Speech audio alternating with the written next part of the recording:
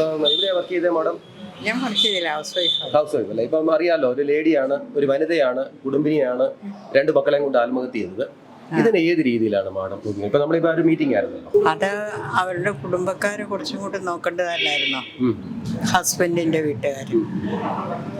ആ പുള്ളിക്കാരിക്ക് രക്ഷയില്ലാതെ വന്നപ്പോൾ മക്കളുടെ കാര്യം നോക്കാനോ പുള്ളിക്കാരിയുടെ കാര്യം നോക്കാനും ഒന്നും ആരുമില്ല, സഹായത്തിന് ആരും ഇല്ലാതെ വന്നപ്പോൾ. അല്ല, അവർക്ക് ആരോഗ്യം ഉണ്ടായിരുന്നല്ലോ. ആരോഗ്യമുണ്ട്, പക്ഷേ വിദ്യാഭ്യാസമുണ്ട്. നമ്മളിപ്പോ അതിനെപ്പറ്റിയൊക്കെ പരാമർശം, എതിർത്തും അനുകൂലിച്ചൊക്കെ സംസാരം ഉണ്ടായി.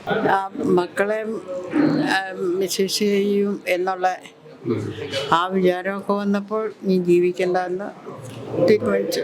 അല്ല, മക്കളെ ശരിക്കും പറഞ്ഞാൽ അവർക്ക് ജീവിക്കാനുള്ള അവകാശം ഇല്ലായിരുന്നോ ഈ ഭൂമിയിൽ? മക്കൾക്ക് ജീവിക്കാൻ ഒരു അമ്മ എന്ന് ആ രീതി കാണുമ്പോൾ മക്കള് വേറെ തരത്തില് നശിച്ചു പോയാല് മനസ്സിന് ഭയങ്കര വിഷമമല്ല. ആ മക്കൾക്ക് നല്ല ഭാവി ഉണ്ടെന്ന് അവർ വിചാരിക്കുന്നില്ല.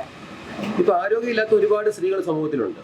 അവരൊരുപാട് പീഡനങ്ങൾ അനുഭവിക്കുന്നുണ്ട്. പക്ഷെ അവരൊക്കെ ജീവിച്ചു പോകുന്നില്ലേ? ഉണ്ട്. എല്ലാവരുടെയും മനസ്സ് ഒരേപോലെ അല്ലല്ലോ. ചിലവർക്ക് അതിനൊക്കെ അതിജീവിക്കാനുള്ള കഴിവുണ്ട്.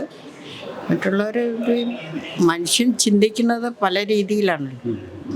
അതിൻ്റെ പ്രശ്നമായി. പുള്ളിക്കാരി ഇങ്ങനെ ചോദിച്ചു, എൻ്റെ മക്കള് ഞാൻ പോയി കഴിഞ്ഞാൽ ഇപ്പം ഞാൻ ആ പുള്ളിക്കാരിക്ക് ഒരിടത്തും ജോലി കിട്ടുന്നില്ല.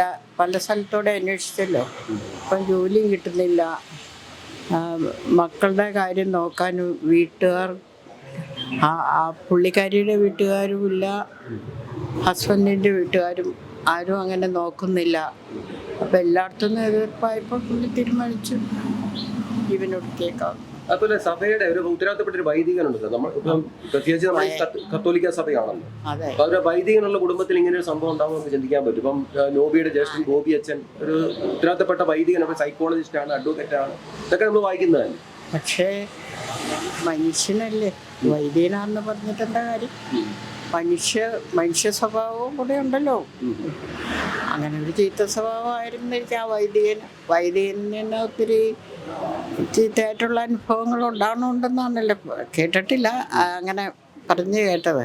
നമുക്കറിയാൻ പറ്റില്ലല്ലോ. മാഡമൊക്കെ ഇപ്പം സജീവമായിട്ട് സംഘടനയിലുണ്ട്.